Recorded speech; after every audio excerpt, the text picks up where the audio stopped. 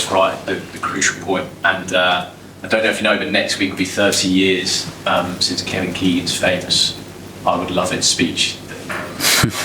I don't know if you sort of remember that moment and the sort of recollections you had at all of that. You know what? It feels like 30 years ago when I was answering questions before we played at Newcastle, saying if we don't win tomorrow, the league is over.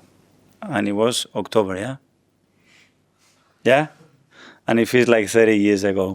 And we are here, we can still do it. And we're still not satisfied with the position that we are in. So things change and turn so much. And we will certainly do our best to win it.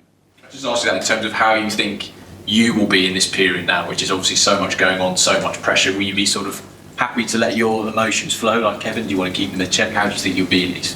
But it's not the pressure. I mean, for me, it's an absolute privilege to be in this position. For me, pressure are different things in life. And we're going to prepare in the best possible way and create the right environment and context for the players to go and express themselves and give their best. And we are ready. We are ready. We are prepared. We want it so much. We have 4 games at home now till the last end of the season. So all in, we go for it, and let's see what we get. Excellent. Is there a different swagger to the team when Bukayo walks out to the pitch? Swagger?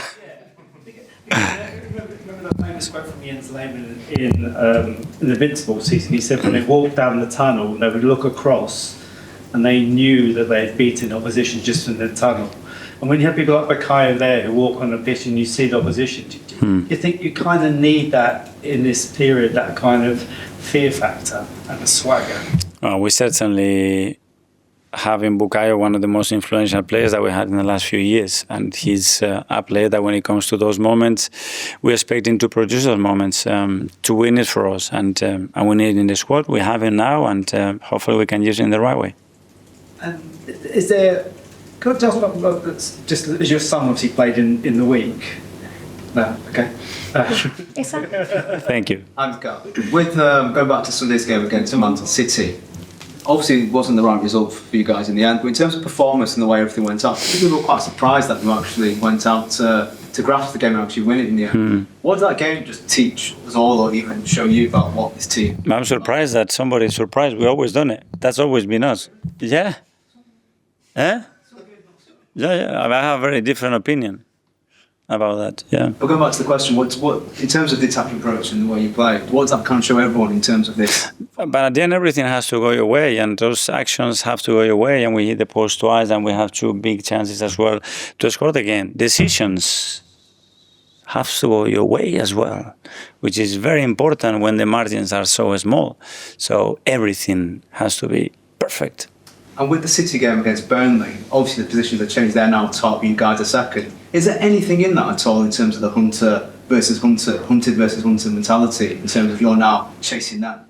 No, and we're going to play tomorrow and they're not going to play a game. So that will shift as well. So we've been talking about that psychological parts. I think the biggest one is that you perform, you win the match, and then it's all fine.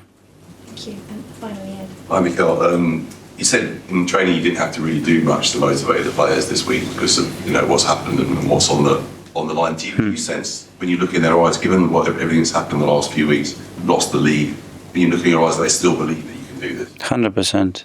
And but that's it. It's not about talking. It's not about feeling it. It's tomorrow when you go over that line, get it done. And in this moment, it's about getting it done. That's it. It's not too much talking about to do. We will create and generate the right context towards that. At the end, we have to do it on the pitch. And just on, as he played in a more advanced position, he started in a more advanced position, which you haven't done much with him, more in midfield this season. Is that something you think he could add a bit extra to your attack? Yeah, depending on the game, and he's played a few games there. He had some very special moments at the weekend that he produced movements and connections that could have made the difference in the game, and we know that he's got the ability to do that.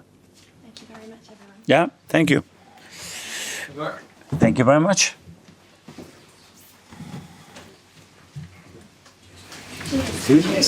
Thank you. Get the bags. Yeah.